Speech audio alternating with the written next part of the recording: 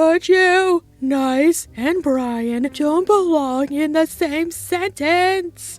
You mean besides the fact I did it for Cartman? You actually like Cartman. Yeah, that's true. Hi, I'm Kitty Monk, and I'm here to talk to you about Family Guy. Or more specifically, Brian Griffin. Again. And also, I have menstrual cramps, so if I sound angry, I probably am. But I need ideas, guys. Post your requests down below. Now, has been a theme in my Brian videos, Brian started off the show as a fan favorite and began the trend of Seth MacFarlane shows having non-human main characters, like Klaus, Roger, Tim the Bear. But as Family Guy progressed, Brian went from a tortured intellectual to a mouthpiece for Seth's beliefs, and this caused him to radically change for the worst. Normally, I make videos describing in visceral detail how much I love Brian, like these stupid cramps, both because it's easy, it's fun, and he's one of the most requested topics when I meet fans. They're always like, I love your Brian videos! So I am happy to oblige. This time, I thought I might as well do something a little different, as in count down the times where Brian actually did something nice for other people, for no other reason than it was the right thing to do and made him feel good. And we'll see. So, let's discuss. Starting with...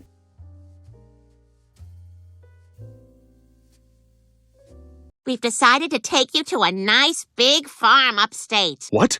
A farm with big open fields, Brian, where you can just run and be free. As we all know, dogs and farms don't really get along well together. Except in Brian's case. Kind of. Farmer Guy has the Griffins believe that Quahog is unsafe after they got robbed, because clearly the other 98% of the time they are the ones making it unsafe, or at least Peter. I mean, he literally killed Loretta and they just laughed it off. So they decide to move out into the countryside and live on a farm. Somebody from Fox was supposed to call ahead. They usually take care of it, and then I just go ahead and do stuff. I didn't get no phone call.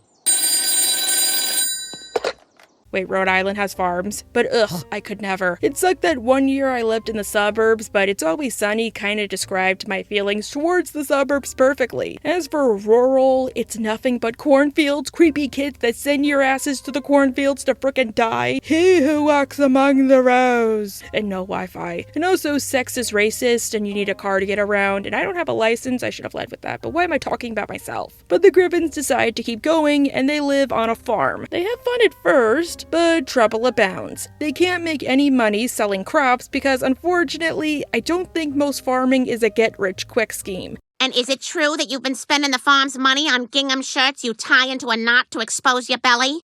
I bought a couple. Sorry to break it to you. Although it is a noble profession, I'll give it that, but here's where Brian comes in. Brian decides to help the Griffins improve their farm by going to the nearby college and learning some agricultural skills to improve the crops. Farming takes incredible skill and knowledge and the sort of specialized experience. Dad, my favorite hen laid this crazy-looking egg! Cheep, cheep. Which is pretty sweet of him. Hopefully, he'll cheat his way to the top this time instead of staying true to his principles like he did at Brown University. How do I reach these kids? I'll learn all I can, and I'll see you guys soon. Oh, he packed a guitar? What a... Considering how I wrote this part of the script from a college classroom, Brian would be that one jerk nobody pays attention to, and he would take up 3 seats on the bus. Nobody pays attention to you in college unless you're dead. But Brian does return, and he seems to actually have made an impact, and he also bought a shirt, and I think that's cool. And he didn't just go to college to buy the shirt. Now, the reason this entry is so low is, well, the Griffins kind of beat him to the punch. While they were gone, they had a Dorothy Gale tornado. I was called that in high school, Dorothy Gale. But the Griffins discover a meth lab in the basement, and they decide to go full Squidbillies and just sell that instead. It's a living, and they make some good money. Too bad Brian was gone, because they had family bonding, dogs, well, dogs that can't talk, and crossbows! Nothing. Just working on a family project, getting in some together time. I have a crossbow! Chris has a crossbow. Okay. Oh, I want a crossbow. That's so quaint. So my criteria for this list is it's the thought that counts. And Brian didn't just go to college to pick up chicks or be a jerk with a guitar. He probably doesn't know how to play, even if that all played a role, let's be honest. He went to help his family make sure they did not lose their home. And I think that's pretty commendable, especially since my family was not cool with me studying anything that I studied, but I'm on YouTube now, so you go live on a farm.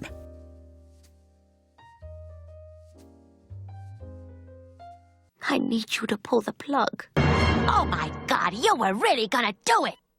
But you... Yes! This dog is trying to kill me! Do you like dogs? I don't. Okay, actually that's a lie. As a kid, I used to hate dogs, and now I've kind of unpacked that, and I do like dogs. I just feel like I wouldn't be able to take care of one. It's like too much work. Us cats are boring, but we watch ourselves, so we are therefore superior to most pets. Do you really want to take us for walks, or eat us like the typical guinea pigs? As a result, there are times when Brian's doggy instincts come in handy. In the thin white line, Brian is advised by his therapist to start doing some volunteer charity work, but Brian can't decide on what, because, you know, that involves, like, helping others, something he's unfamiliar with. I noticed you got a new receptionist. Nice little body on her, huh? That's my daughter. Ooh, what if he supports the cause of pot, or gay marriage? Or he could be one of those creepy Christian dudes that stands on my campus and tries to tell us about Jesus. Something tells me they do it to get out of doing pull-ups. Eventually, Brian meets with Joe, and he demonstrates to him that he's a dog, because clearly Joe could not tell. Hey, Bonnie making chicken marsala tonight? Oh, she made that 3 nights ago. Wow, that's some nose you got. Fun fact, women hear better than men, but men smell better than women due to, I guess, hunter-gatherer instincts? I don't know how that's relevant. Brian is put to work as a drug-sniffing dog. I hope he wasn't that dog at MCO that kept sniffing my pelvis. And I gotta say, since this is early on, Brian didn't let the fact that he's a dog, and a white dog at that, ruin himself or his mission. He just helps the people of Quahog to help the people of Quahog, be it at the airport or my personal favorite, at the Sunday school. Oh, hey! Brian, this is a Sunday school class. The hell it is. Pure Bogota bullion. This is a drug ring. But these are just kids. Like, he actually finds a lot of cocaine. It's a real shame he just had to get addicted to the stuff. But he did go to rehab. At least he admitted he had a problem that needed fixing, just like his friend P-Tier Griffin.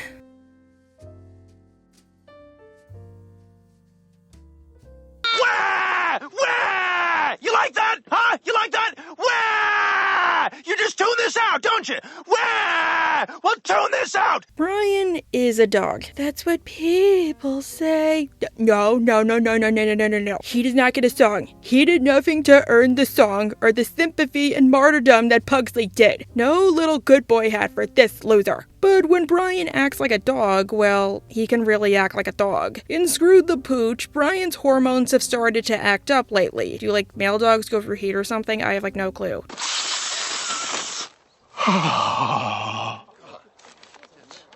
Sorry, I thought I smelled cookies. And to help him, because the Griffins walked in on him in the bathroom because clearly they don't know the meaning of the word knock, they take him out to the countryside to visit Babs and Carter. While Carter does hate Peter, well, we know that at worst he tolerates the Griffins, and I find it cool he's kind of cordial with Brian. He even introduces him to his racing dog Seabreeze. That is something. That is hot. Isn't she the most beautiful dog you've ever seen?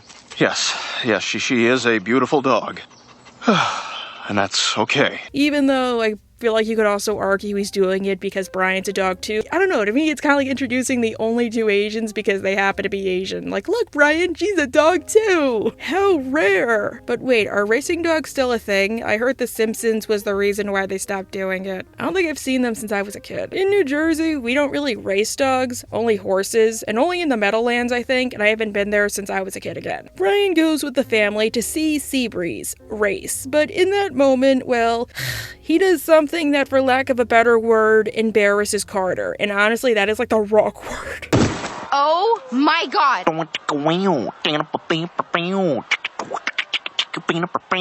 Obviously, this is, like, bad, because it probably happened on national TV. Like, I wouldn't be surprised if Carter has to pay a massive fine because of this. But this leads to another complication. Seabreeze is pregnant, presumably with Brian's puppies. I don't know what came over me. You'd better not have ruined my race dog. Brian, I am very disappointed in you. I turned my back on you, but I've seen what you do in that situation. Carter can't just take her to the vet. You know they do that, right? Like, I've seen the memes. But here's where the nice angle comes in. Brian wants to be there for Seabreeze implicitly because his own father wasn't there for him. All he left him were racist thoughts. So Brian takes to running away from home and shacking up with Seabreeze in crappy motels because he thinks it's the only way he can be there for Seabreeze and the kids, because there's no way in heck Carter is gonna let him ever be around them. After he's discovered, a custody trial takes place, and Brian goes on the stand to say that he wants to be there for his puppies, and he loves children. Brian, do you like children? I love children. That's why I'm here. Lion sack of You guys saw the intro clip. Look, I was angry because my moon over my hammy was overcooked, and after Peter vouches for him, Brian is allowed custody rights, but it will come with a steep cost. Or in Brian's case, a tiny cost. No, I'm sorry, I know nothing about dogs. He has to make sure he won't cause any more mistakes like that ever again, if you catch my drift, and he has to lose what makes him a dog. I am not looking forward to what you're gonna be like. I love chocolate, but I can't eat it because then I'll get fat. Is it really like that for a dog? I mean, my mom had a cat who got snipped, and because it happened when he was so young, he didn't know he got snipped, so my mom also had ferrets, like a couple of ferrets, so he would drag the ferrets around by their necks and basically try to have his way with them, but he didn't know he couldn't do it. I don't know, it's like weird. I don't know if like Brian would do that. I don't know. What the hell am I doing? But Brian will eat chocolate, so that's bad. I mean, I don't even eat chocolate. And yes, Brian's actions throughout the episode were obviously bad. He embarrassed himself and his whole family. He took advantage of another dog, which in this case is probably worse because the dog can't talk or anything. It's not anthropomorphic like him. He ruined Peter's chances of bonding with Carter, but Brian was ready to correct his mistake if it meant he could be a father. Of course, by the episode's end, Brian learns the puppies aren't really his, and dogs don't lay eggs. Oh my God, those aren't my puppies. Well, then, who's Eddie? So he has no blood or legal connection to Seabreeze, and he can stay intact. But it is the thought that counts.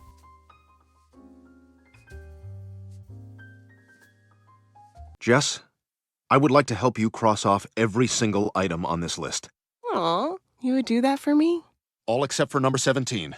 I'm allergic to chocolate. Okay, so even though this two-parter gets a lot of flack, and rightfully so, I do kind of feel like, in a way, Brian did have good intentions, and the road to hell is paved with good intentions, unfortunately. So Brian's at a bar one night when he meets a woman named Jess. Jess tells Brian that she has cancer and not long to live, and she wants to make the most out of her moments by basically having a bucket list, where she crosses off various acts, I guess you could say, and Brian is more than happy to oblige. I've been diagnosed with non-Hodgkin's lymphoma. Oh, cancer? Oh my God, I thought I smelled cancer. Still want to go back to my place? Sounds great. The thing is, even if they don't have a connection, well, they do have fun together. They would be pretty good friends in any other timeline. But then Jess collapses one night, and she finds out that her cancer actually came back stronger, and it might kill her even quicker. One of those two. Is anything I can do? No, you've been great. You don't even need to be here right now. I'm just some woman who never got to have the career she wanted or get married. Jess is actually distraught, and to make it up to her, Brian says that, well, he'll fulfill one of her wishes by marrying her. It would be my honor if you spent the rest of your life as my bride. Oh, Brian. Yes! Obviously, Brian doesn't love Jess, but he does see that she's suffering and he wants her to die happy, so he's willing to be there for her in her final moments. And besides, Jess isn't expected to live that long. They go through the motions, Brian marries her, but then, unfortunately, it turns out, oh, how terrible, her cancer went into remission. Brian, we really will be together forever. Forever and Ever and ever. So Brian is stuck marrying her. But I do think the fact he did it was kind of sweet. Like, he didn't do it for social clout, he didn't do it to seem nice, he just did it because he wanted to help somebody who was legitimately suffering. I do think, though, the fact he couldn't just tell Jess because of the media and the fact he would look like a jerk is a big deal, but hey, it's the thought that counts.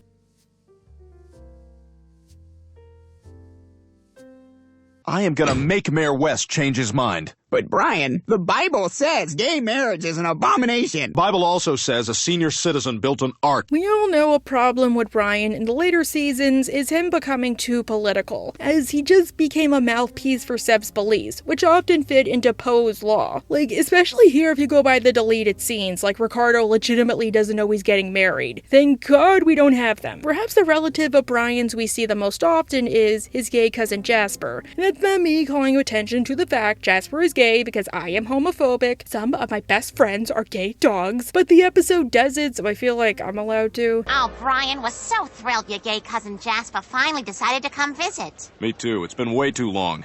Considering how Lois acts later in the episode, this seems weirdly prophetic. At dinner later that night, Jasper tells the family that he and Ricardo are engaged, and Brian is delighted. So much so that he allows Jasper and Ricardo the backyard to get married. Listen, Ricardo and I want to thank you for letting us have the wedding here. You having the wedding here?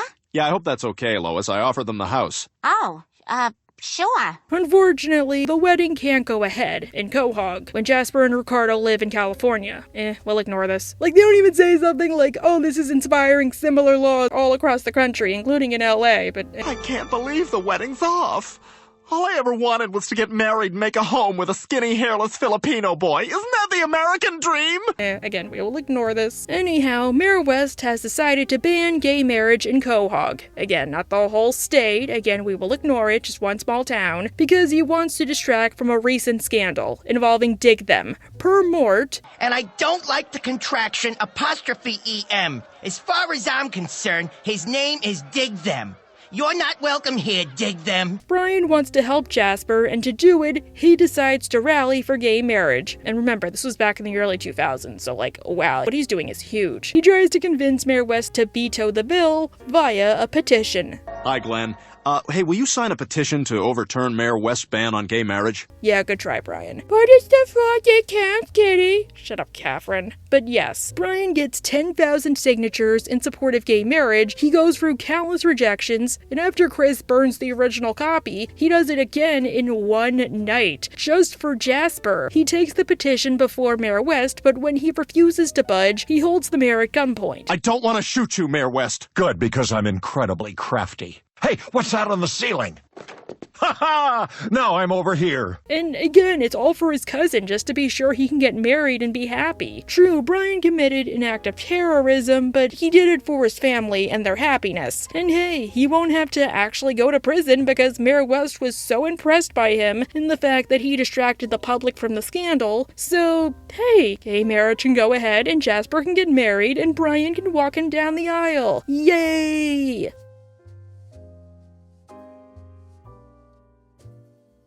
You know, Brian, Dylan could have just carpooled with me. Oh, Lois, Dylan is very special to me, and didn't you just get a ticket for running a red light? Yeah, like 6 years ago. One of my biggest problems with Modern Family Guy is how the show keeps insisting that Brian abandoned Dylan. He didn't in his original episode, which we're gonna review here. Brian starts to think he'll never find the one, so he tells Stewie about his greatest love, Tracy Flanagan. Tracy Flanagan. But he dumped her, and he hasn't found another love since, because no woman could measure up to her. To be fair, he was kind of a jerk to her. Like when she told Brian that her father took advantage of her, and this was his response. It happened on numerous occasions, and I was too afraid to tell anyone because I felt like somehow it was my fault. So, you do go all the way. Rude chauvinist. Stewie encourages Brian to seek out Tracy, and, well... And all he wants is to kiss you just one more time. Wow, you sure look different than the last time I saw you. Yeah, haircut. Harvey Fierstein, I love you! Wait, wasn't he in Cheers? Brian, of course, tries to scram because he's as shallow as a puddle, but Tracy reveals something. Their union has borne forth fruit, and it's an orange that's been out in the sun for a week. There's someone I've wanted you to meet for a long time. Brian, this is Dylan. He's your son. Sorry, as somebody who does have actual parent problems, like parents who ran away from their responsibilities, I think there's a difference between being abandoned and not abandoning. True, Brian wasn't there for Dylan as a kid, but that's because he legitimately did not know Dylan existed. I don't think you can be a bad parent or run away from your responsibilities when you don't know you're a parent or have those responsibilities to run away from in the first place. They don't even say something like Tracy tried to tell Brian and he ghosted her or refused to read her letters or something. So yeah, he legitimately didn't know. Plus, I hate to say it, Dylan does not want anything to do with Brian at this point of time. I don't think Brian really has a stake in this beyond saying he has a son. Don't you think you have a responsibility to your son? Hey, Lois, I didn't even know I had a son until today. And besides, it's not like Tracy ever asked for my help. Yeah, it seemed like they're all set without you. Not to mention, it's Tracy who abandoned Dylan, because she just left Dylan on Brian's doorstep with a note, like he was a fatherless bastard. To Brian from Tracy. He's your problem now. P.S. Will you write me a letter of recommendation for the University of Phoenix? No, I'm not going to put myself on the line like that. But this is where Brian being good comes in. Brian tries to be a good father to Dylan, but Dylan is a terror. He eats Sid from Toy Story for breakfast with a side salad, but he discovers they have something in common. They both enjoy salad. The devil's salad. The devil's lettuce. Dude, that is an amazing story. Hey, what if, they were Korean pilots? Yeah, I'm not really looking for notes, but Dylan... This allows them to be in a mindset where they are able to apologize and forgive each other, and Brian promises to be a better father to Dylan going forward. And this is not a pot-fuel delusion. Brian actually stays true to his word. From now on, I plan on being a real father to Dylan, and together, we are gonna turn his life around. Right, champ? You said it, Dad! Alright! He enrolls Dylan in James Woods High, and he actually attends, with Brian dropping him off and everything. He also dresses Dylan up like a Gap kid, like a wannabe Justin Britney conformist. Hey, knock knock. Who's there? You're there. I'll always be there, Dylan. Hey, knock knock. Who's there? Danny Zuko. But here's a problem. As you'll know, Brian is one of those people who goes too far in the other direction. And as he hasn't been a dad, he more than makes up for it. Like, here. Whoa! Not the kind of language I want Dylan exposed to. Have fun with your dead kids, reckless driver. Usually, I would complain, but Dylan doesn't really seem to mind it. I think he actually appreciates it, considering how he grew up. And white bread sucks. He's got a point. Lois, I do not want Dylan eating white bread. Brian, I promise you, it's fine. Lois, I will decide what is best for my child, alright? Look, will you take it easy?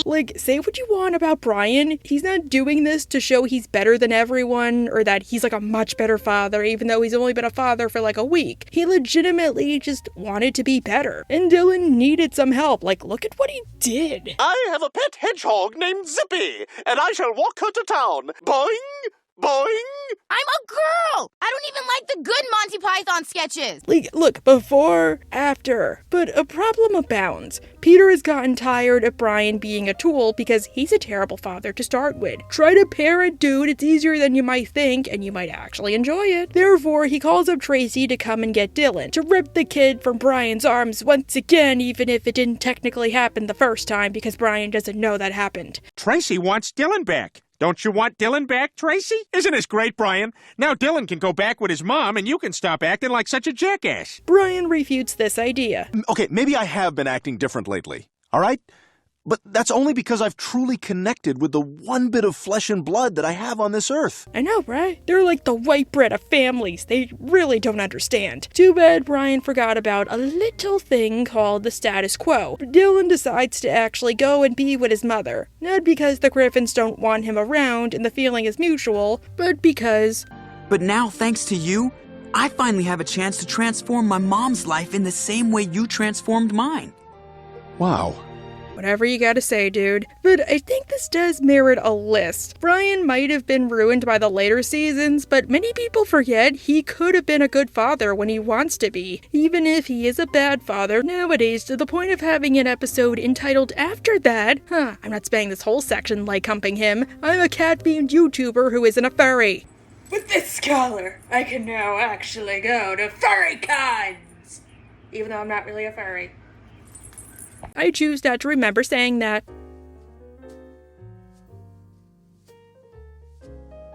During commercials only. It's gonna take you a while to get the rhythm. Paul Harvey moves seamlessly into commercials. By the way, it's been 30 seconds. Perhaps Brian's most recurring storyline, outside of anything involving him and Stewie, is his quest for the perfect woman. The problem is, well, Brian both is stuck in the past, as in having old-fashioned tastes, and he's a dog. The women he tend to go for are often bimbos who don't get any of his references. Clearly, none of this is based on Seth MacFarlane, like, at all. Wait, didn't he also date Emilia Clarke? One night, Brian gets arrested for drunk driving, and as part of his sentence, he has to do a community service program where he helps old people. He's assigned to help a woman named Pearl, who is actually kind of a jerk. You're late. What the hell is this? De-lousing powder. Everyone on the outside is filthy. Ugh. And she often uses her jerkiness to do whatever she wants to Brian, saying that if he doesn't do it, then she'll report him. Brian! 5.3 seconds. I could have been dead by now. What, you mean you're not really... I heard you drop that light bulb, too. That'll be 67 cents. Brian just wants to do his community service and get it over with so he doesn't have to see Pearl ever again. But he eventually gets fed up and tells her off. I have had it with you, you old hag. You're just a miserable, dried-up shut-in trying to make everyone else feel as bad as you do. Why don't you do the world a big favor and drop dead? Oof. At home, he watches a documentary where he learns that Pearl is angry and cranky for reasons beyond being old. She used to be a famous jingle singer. I don't know what you call it. It's just jinglist? I don't know. What did you call Charlie from 2.5 Men? But she tried to move into opera, and unfortunately, she could never find a willing audience. Typecasting sucks. So she ended up becoming a shut-in out of shame, and hasn't left her house in decades. Wait, but how does she go to the store? Brian realizes that Pearl was just lonely, so he tries to go back to apologize, and also act as her footstool. You should be happy. I'm taking your advice and doing the world a big favor. Now move! Your fur is making my feet sweat. Oh my god, and I thought Family Guy didn't become dark until after the revival, but Brian is able to coax her out of it by sharing that he loves her opera. No one who sings Carmen like you is pathetic. You liked my aria? I was overwhelmed. You're the first person who ever complimented my habanera. Aww, they actually are kindred spirits in a way. The pair spend extra time together, like outside of Brian's sentence, and it seems like Brian has finally found a kindred spirit and a possible lover. Like, even the fact that Pearl is super old, doesn't matter to him. Brian is able to convince her that a lot has changed and she should experience it while she still can. And this allows her to finally leave the house for the first time in decades. Brian, I've missed so much. I wouldn't be standing here right now if it wasn't for you. You just had to listen to him, lady, didn't you? You just did. But Pearl doesn't hold the fact he got her killed against him, because she was able to live for 9 seconds, but hey, she was able to still live. But Brian is at least able to make her last few moments meaningful by giving her some VR goggles. That way she could see what their life might have been like in another timeline. Goodbye, Pearl. Aww. Now go do that with Jillian, Brian. She deserves it.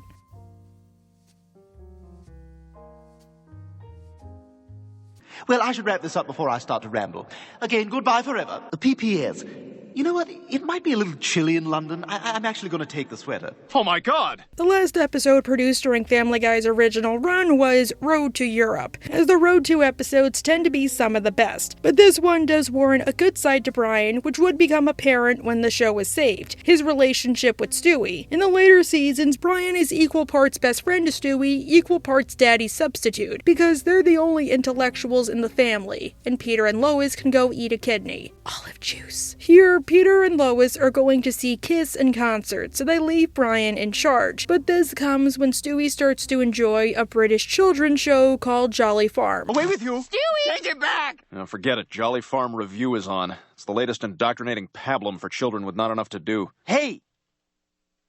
Shut up! Which will totally never affect Stewie by coming to America and being remade with Anne Hathaway voicing the Mother Maggie. This story is about the saccharine world of England. The country for me, because screw Finland and those people from Scotland. The thing is, this is still early on, when Stewie is a baby who happens to be an evil genius, not the other way around. So he still believes that TV shows are real despite Brian's protests, and he wants to go live on Jolly Farm rather than Spooner Street with all the idiots. So he tries to take a plane to the UK with Brian running to stop him. Queue up, children. Spit spot. Here are the tickets, miss. These are all ours. Thank you.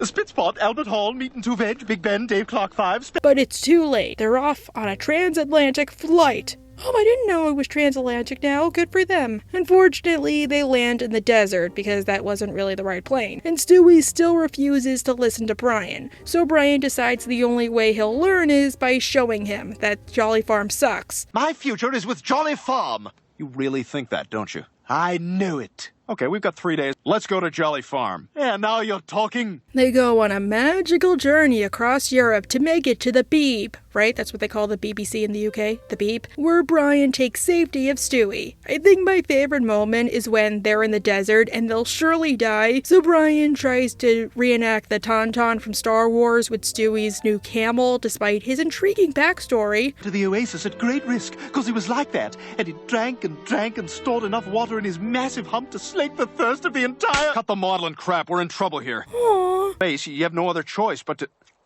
Oh, there's a Comfort Inn. Okay, that's better. They have free breakfast. Eventually, they get to the Beeb, where Brian quote-unquote leaves Stewie. And Stewie discovers, oh my goodness, Jolly Farm is just a TV show, full of pervs and props, and hopefully not Jimmy Savile. Like, that guy really reminds me of Jimmy Savile. What is it you've drawn here? Oh, that's Oswald Owl slamming Mother Maggie in one of them Chinese baskets, eh? Dead brill, eh? Ah! And Mother Maggie, because I don't know how to make her alliterative without possibly getting demonetized. Your voice is lyrical, like the gentle strum of a lute. Piss off, you grotty little wanker! Mother Maggie, that is unbecoming of you! Stewie is sad, and Brian is the one to console him. He offers him the opportunity to do something fun before they go back to the States. You want to get some ice cream? You want to get some McDonald's? You want to take a dump in Mother Maggie's shoes? Okay, let's go take a dump in Mother Maggie's shoes. I'd like to headcanon they did all 3 of these things before they went back to Quahog. Come on, it's too sweet. A great way to end Family Guy on a high note. Too bad Family Guy viewer mail aired like immediately after this.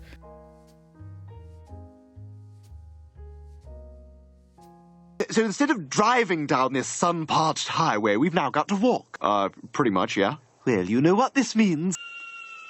I say, walk slower, dog. Couldn't they just bury her in the backyard? One of the ideas I think Family Guy should zero in on more is Brian's family. True, we have his cousin Jasper, we have Ricardo, and we also have his son Dylan, and his racist papa, who I really want to see. Like, they always talk about him, but we never actually see him. But I feel like they kind of forget about his various siblings. But who they didn't forget was his mama, Biscuit. Road to Rhode Island reveals that Brian was born at a puppy mill in Austin, Texas. But as he was the only puppy who could walk and talk, this made him special, and he was quickly ripped away from his mother, and he never knew why. As an adult, this trauma persists, as he believes his mother chose to give him away. For God's sake, my eyes were barely open and she just gave me away.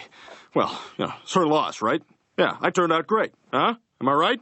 Right? Yeah!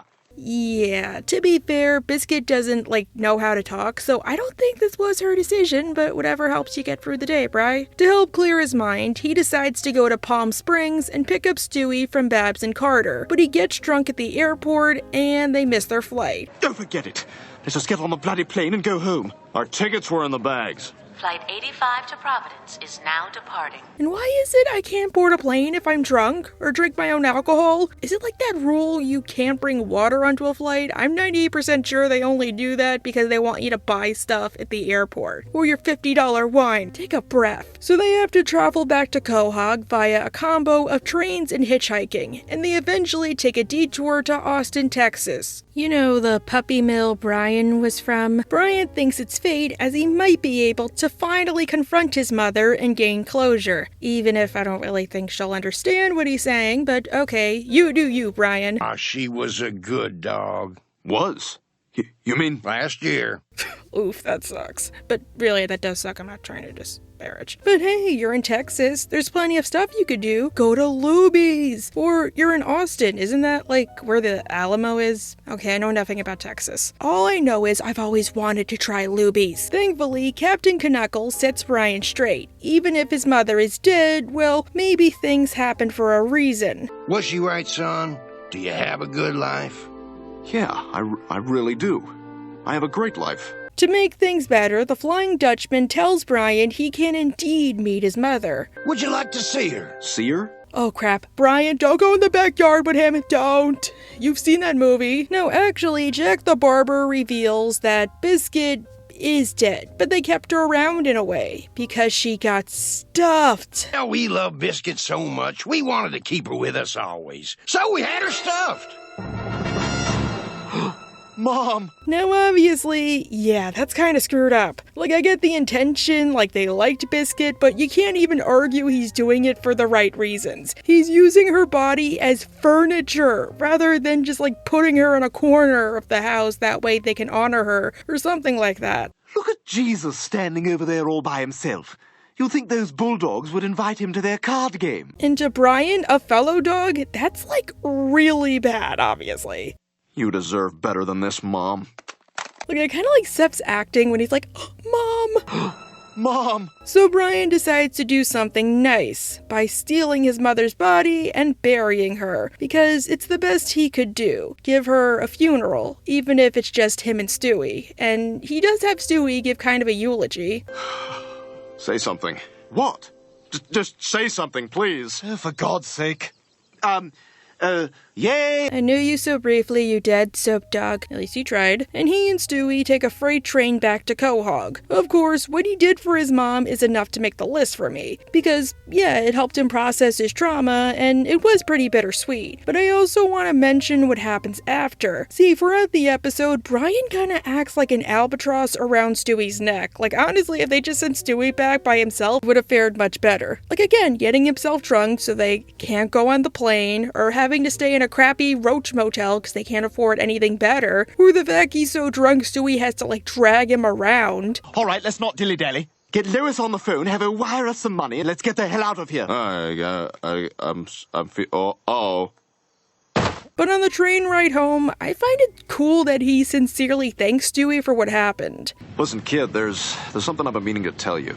It's not easy for me to say. Oh, God, you're not coming out of the closet, are you? And then when they get home, he thanks them again, and he's like, look, is there anything I can do for you? You remember that episode of The Brady Bunch where Bobby saved Greg's life and Greg became his slave? Yep.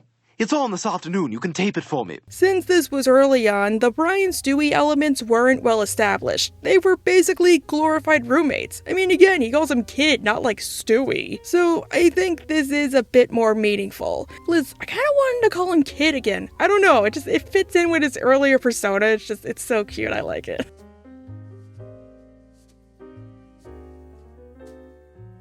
Me alone!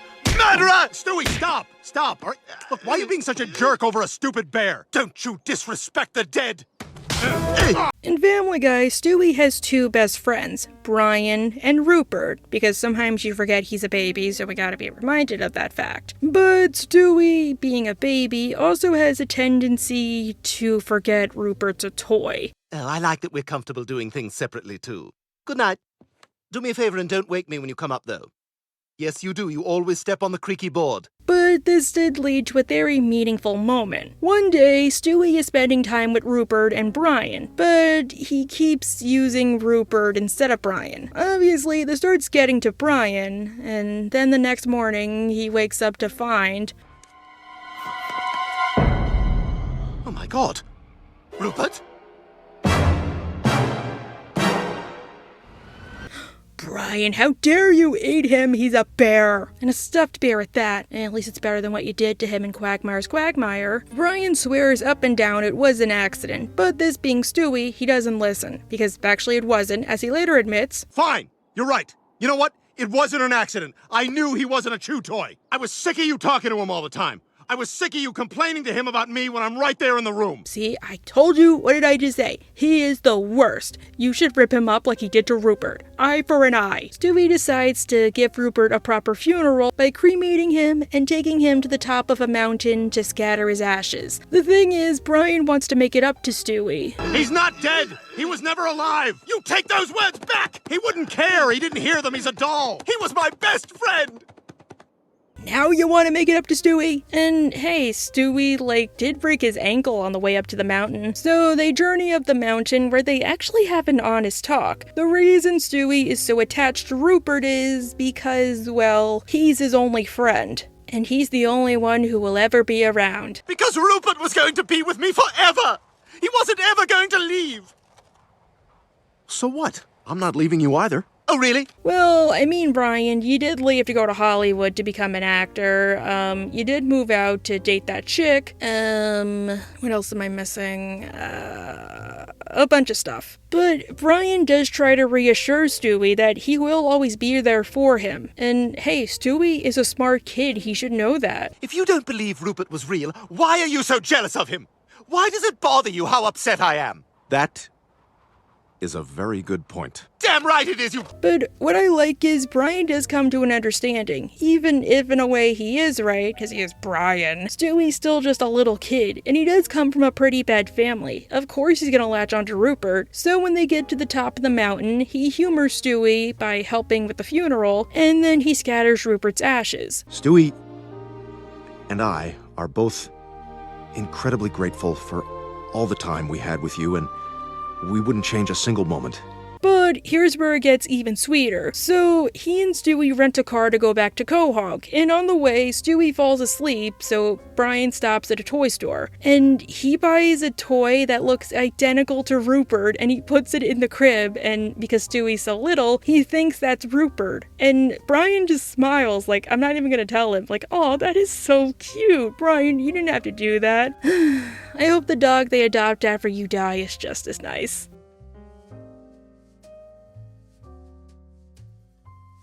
Hey, wait, buddy, we've been in line for 2 hours. Sorry, I'm done. You want your kid to sit on my lap? Meet me at the bar at Applebee's. Oh, that sucks. Sorry, Stewie. Am I even allowed to talk about this yet? I mean, it's still technically spooky season. Nightmare Before Christmas came out in October, and it was about Christmas. Heck, I got back from Disneyland in August, and Haunted Mansion already was decorated for Christmas. I guess I'm fine. Road to the North Pole is arguably Brian at some of his nicest, where he does something nice for people besides Stewie. At first, the entire town sings about their love of Christmas and how all they want various gifts, and lots of gifts. But Brian advises them to limit the amount of gifts they want. Capitalism! Which feels weirdly relatable to me now. As a kid, I loved Christmas because free toys, and I was an only child, so yeah, it was like an ocean. But then my sister came along and I had to share with her. Now that I'm almost 25, I gotta say, it's kind of ironic that Christmas is just blah to me. Not that I hate it, but I don't really want anything because I could just buy it myself. Trust me, it's like a struggle. And I don't want to explain to my family oh, I want an Alistair shirt. No, that's not Alistair. Alistair's the red guy. No, he's not the spider or the moth. He's the deer. He's the radio deer. Yes, Mom, he's a deer. His backstory is that he was a deer. He's not ridiculous. You're ridiculous. So I weirdly understand Brian here. Besides, even if I know I can buy most presents I want myself, well, most people aren't made of money, especially nowadays. I'm not even made of money. I gotta pay for school. I know people who start shopping for Christmas in August because they either have to buy for so many people, or by December it'll be that expensive, or both. But leg humping aside, Brian made a little girl with cancer cry. Oh gosh, I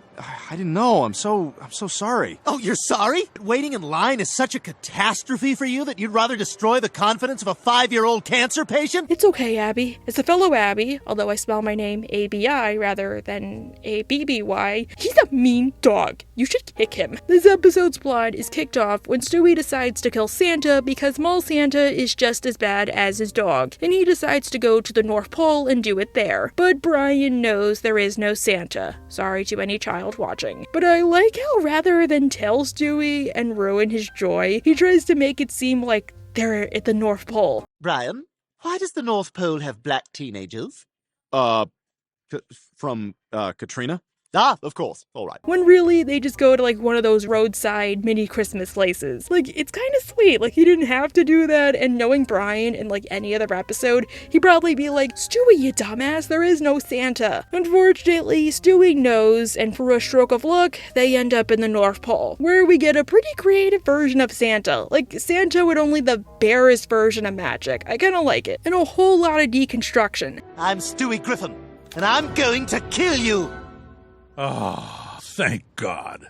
What? See, Santa explains to Brian and Stewie that the North Pole has gone to hell in a stocking because people keep wanting more and more, and the elves cannot keep up with the demand. So the place is basically a sweatshop. And the elves, well, they wouldn't be out of place in an ASPCA commercial. I started with one family of magic elves, and every year I needed more and more to keep up. Now they're just a sickly race of mutated genetic disasters. All they're missing is a lady in the background singing Amazing Grace with, like, extreme close-ups, and Christmas is really killing them, including Santa himself. Stewie and Brian try to fill in for Santa, but they find that the gig is more trouble than it's worth, so they decide the only thing to do is to show people of the world that their greed is literally killing the man. Santa Claus! That's right. The reason there was no Christmas this year is that this man is sick. Very sick. And he needs our help. Because Santa's still just one man, he can't do it all, and there will be no presents this year, which is bad, but their gift will be guilt. Yay! But they can help by only asking for one present each year, rather than a fudge load. That way, they're all equal in a way, and Santa will have less of a workload. Looks like we have a choice. One Christmas gift a year for each one of us. Can we live with that? I can. And it works, and I gotta say, I kinda like this idea. Christmas is meant to be the season of giving, so while you know you are getting one present from Santa, well, maybe it can encourage your family and friends to keep giving, like, okay, I want this big gift from Santa, but Mom, I would like it if you got me this. Still, I have a question, well, more like a pet peeve, which I'm surprised Family Guy did not answer. I hate when shows argue Santa doesn't exist, and then at the last minute, he leaves behind proof, like his hat or something, or a present, like, how did this get here? I know the reason they probably do it is because most of the time this happens on kids shows and they don't want to upset the kids, or hey, it's a holiday special, they can get away with a bit more. But yeah, it's weird Family Guy never references this. Like, how do you explain the present angle? Like, Brian was like, oh, there's no Santa, when like clearly there is. Like, well then again, he also thinks there is no God, so eh.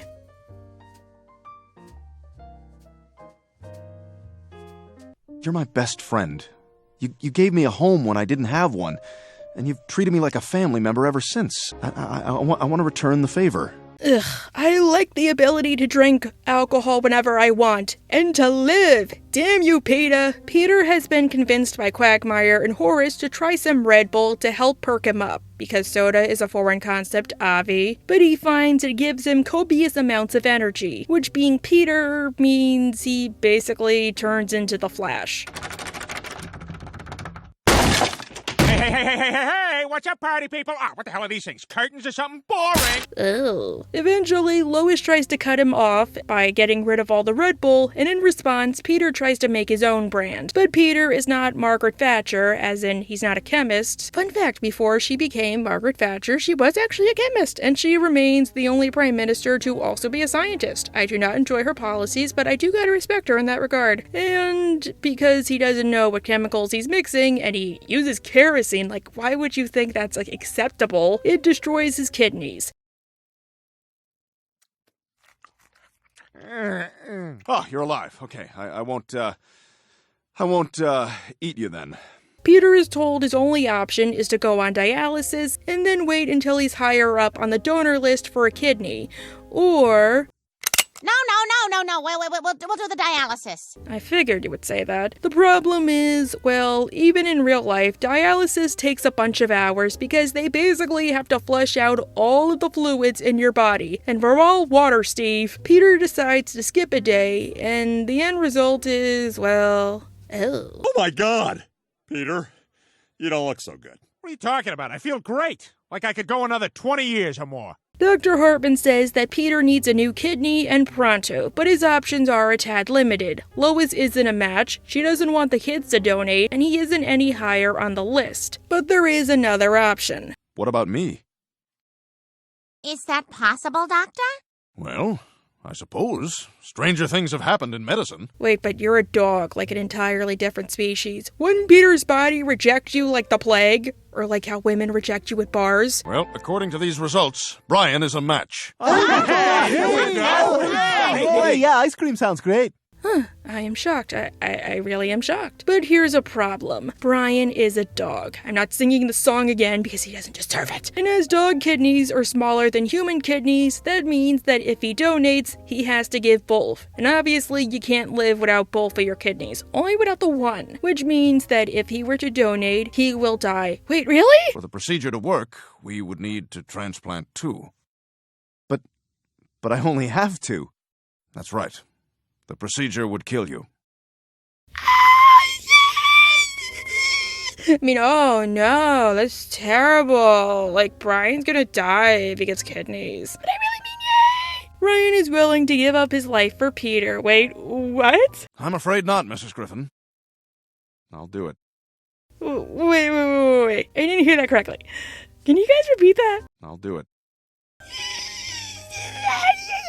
Joy of joys! Break out the maracas! Honestly, this might be a bit unpopular, but I really don't think Brian should have given him a kidney, or both of his kidneys, or really any kidney. Peter's problem was that he didn't want to do the treatment his doctor told him, which I think he could have kept doing. Like, don't get me wrong, it does suck, but Peter, he did say that you could have just waited while you were on the list or until you found a better donor. Well, then I don't know what else to do. You'll just have to roll the dice and hope a kidney comes through soon. Besides, knowing Peter, there's a huge chance he'll do something to screw up his kidneys again. Because, you know, once you donate a kidney or get a donated kidney, you gotta limit yourself in certain regards. Like, I know you can't drink, for instance, and Peter is a borderline problem drunk who was sent to AA before. Did you not watch that episode of Beavis and Butthead? But yeah, there's a big chance Peter will do something stupid just because he's Peter. And the sacrifice would be for nothing. Plus, isn't it like kidney transfers aren't permanent, like they only last for like a decade or 2? How old is Peter? What I like though is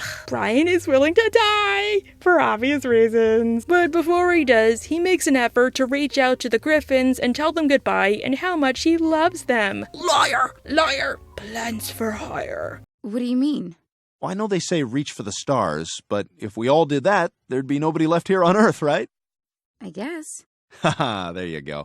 But it is quite meaningful. Even when Stewie tries to kidnap him and force him to live in the park, he still sticks to this principle. Stewie, you're not a race car driver. And if you don't let me go right now, you're gonna lose your dad.